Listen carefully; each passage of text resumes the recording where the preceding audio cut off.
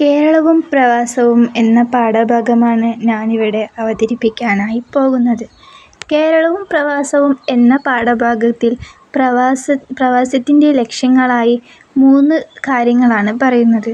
ഒന്നാമത്തേത് അഭയം, രണ്ടാമത്തേത് അന്നം, മൂന്നാമത്തേത് അഭിവൃദ്ധി. അഭയം എന്നാൽ പ്രകൃതി ദുരന്തം, രാഷ്ട്രീയ സമ്മർദ്ദം, വംശീയ സംഘർഷം തുടങ്ങിയിട്ട് പല കാരണങ്ങൾ കൊണ്ട് മനുഷ്യർ അഭയാർത്ഥികൾ ആവാറുണ്ട്.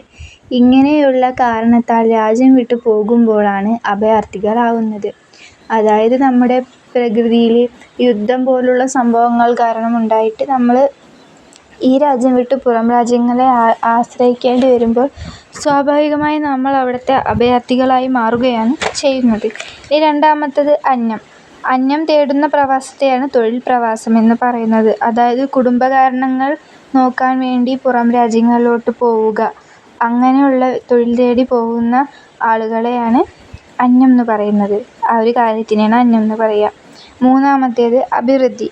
സ്വന്തം ദേശത്തേക്കാൾ നല്ലത് മറുനാടാണെന്നുള്ള ചിന്തയാണ്.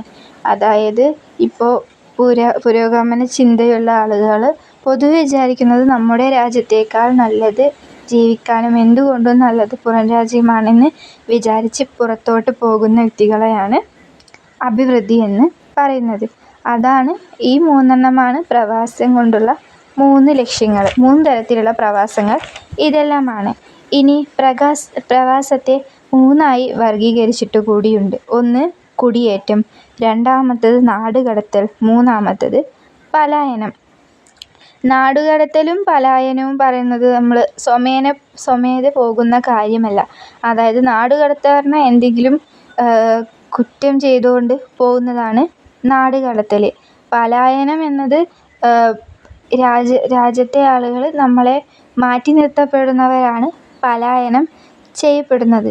കുടിയേറ്റം എന്നത് സ്വന്തം ഇഷ്ടപ്രകാരം ഒരു സ്ഥലത്ത് നിന്ന് മറ്റൊരു സ്ഥലത്ത് സാംസ്കാരിക കാരണങ്ങൾ കൊണ്ടോ സാമ്പത്തിക സാഹചര്യം കൊണ്ടോ പഠനകാര്യങ്ങൾക്ക് വേണ്ടിയോ ആണ് മാറി താമസിക്കുന്നത്. അതായത് ഇപ്പോൾ ഒരുപാട് വിദ്യാർത്ഥികൾ പുറം രാജ്യങ്ങളിലേക്ക് പഠിക്കാനായി പോകുന്നുണ്ട്. അങ്ങനെയുള്ളവരെയും കുടിയേറ്റമെന്ന് പറയാനായി സാധിക്കും. പലായനം യുദ്ധങ്ങളോ പ്രശ്നങ്ങളോ നടന്നാൽ മാറിപ്പോകുന്നതിനെയാണ് പലായനമെന്നും പറയുന്നത്. മലയാളികളുടെ പ്രവാസ ജീവിതത്തിന് പതിറ്റാണ്ടുകളുടെ ചരിത്രമുണ്ട്.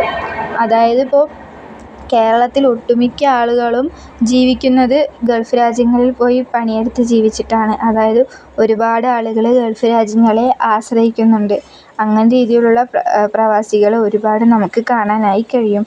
തെക്കൻ കേരളത്തിൽ നിന്ന് മലബാറിലേക്കും ഹൈ റേഞ്ചിലേക്കും നടന്ന കൃഷി ഉപജീവനമാക്കിയവരുടെ കുടിയേറ്റം, നഴ്സുമാരായിട്ടും സ്കില്ലഡ് ലേബറായിട്ടും മലയാളികളെ സ്വീകരിക്കപ്പെട്ടു. അതായത് പുറം രാജ്യങ്ങളിലുള്ളവർ മലയാളികളുടെ സ്കില്ലഡ് ലേബറായിട്ട് കണക്കാക്കപ്പെട്ടു. അവിടെയാണ് ഒരുപാട് വരുമാനം കിട്ടുന്നത്. നമ്മുടെ കേരളത്തെ അപേക്ഷിച്ച് പുറം രാജ്യങ്ങളെ ആശ്രയിക്കുമ്പോൾ വരുമാനം കൂടുതൽ കിട്ടുന്നുണ്ട്. അതുകൊണ്ടാണ് എല്ലാവരും പുറത്തു പോയി ജോലി ചെയ്യാനായി, അതായത് പ്രവാസിയാവാനായി ആഗ്രഹിക്കുന്നത്. ഉദാഹരണം അറബിക്കഥ, ആടുജീവിതം, പത്തേമാരി എന്നീ സിനിമകളിൽ നമുക്ക് പ്രവാസ ജീവിതം തിരഞ്ഞെടുത്തവരെ കാണാനായി കഴിയും. അപ്പോൾ ഇത്രയേ ഉള്ളൂ.